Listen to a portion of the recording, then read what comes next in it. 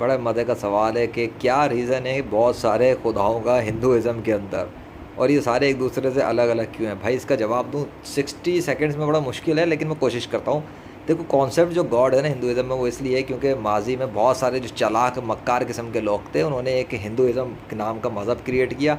उन्होंने अपने ज़माने के लोगों को बेवकूफ़ बनाया उस दौर में, और उनको अपना ग़ुलाम बनाया, और उनको बहुत सारी फ़ज़ूल किस्म की कुर्बानियों पे बलि चढ़ाने और इस टाइप की चीज़ों पे लगाया, आर्टिफिशियल गॉड्स के नाम बना के।